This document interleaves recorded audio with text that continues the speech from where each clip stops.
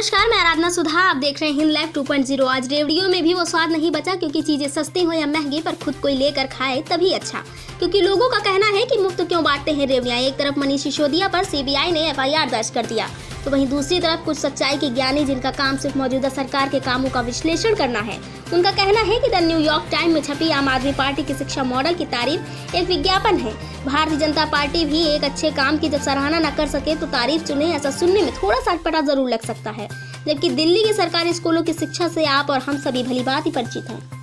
दरअसल India today के news reader कहते हैं कि जो बात न्यूयॉर्क के न्यूज़पेपर में है, वही न्यूज़ खलीज में भी छपी हुई है और राइटर का नाम ही सेम है। अब इन महान न्यूज़ रीडर्स को कौन समझाए कि किसी एक की जयकार लगाने से कुछ नहीं होता, अपनी जानकारी को बढ़ाएं। दरअसल बात यह थी कि द न्यूयॉर्क टाइम में छपी न्यूज़ को ही खलीज न्यूज़ ने छापा, न्यूयॉर्क टाइम को क्रेडिट देते हुए।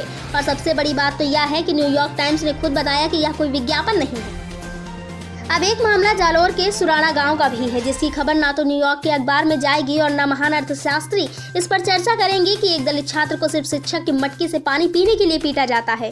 पीटने की वजह से बच्चे की मृत्यु हो जाती है। जिस मटकी का जिक्र हो रहा है, पड़ताल करने पर मटकी भी गायब और टंकी में नया नल अलग से लग जाता है। और कहा जाता है कि दो दोस्तों के बीच लड़ाई होती है, जिसके चलते छैल सिंह शिक्षक ने एक थप्पड़ मारा, लेकिन क्या एक थप्पड़ में इंद्र मेघवाल की मृत्यु हो जाएगी? 20 जुलाई की यह घटना है, जबकि केस दर्ज होता है 11 अगस्त को, वो भी जब अहमदाबाद का अस्पताल ये कहता है कि ये एक मेडिको लीगल केस है। जबकि 23 दिन तक इंद्र मेघवाल के पिता अपने बेटे को लेकर साथ साथ अस्पतालों में घूमते रहते हैं, पर कहीं भी मेडिको लीगल केस नहीं बताया गया। आखिर ऐसा क्यों? अब जांच तो इसकी भी होनी चाहिए कि आखिर इसके पीछे की क्या वजह थी और क्या किसी का दबाव था, जो कहीं भी इस केस को मेडिको लीगल नहीं बताया गया। इतना हेरफेर आखिर आता कहाँ से है समाज में? एक तरफ गोदी मीडिया धर्मशास्त्री बन धर्म को हवा देता है, तो वहीं दूसरी ओर अर्थशास्त्री भी बन जाता है और अपना ज्ञान परोसने लगता है। कहाँ भारत की इकोनॉमी 2022 तक 5 ट्रिलियन होनी थी, लेकिन अब अगले 25 सालों को अमृतकाल घोषित किया गया। जहां प्रधानमंत्री जी 2047 का समय मांगते हैं, तो वहीं केंद्रीय मंत्री पीयूष गोयल का कहना है कि 2052 तक, यानी अगले 30 वर्षों तक भारत 30 ट्रिलियन डॉलर तक पहुंचेगा।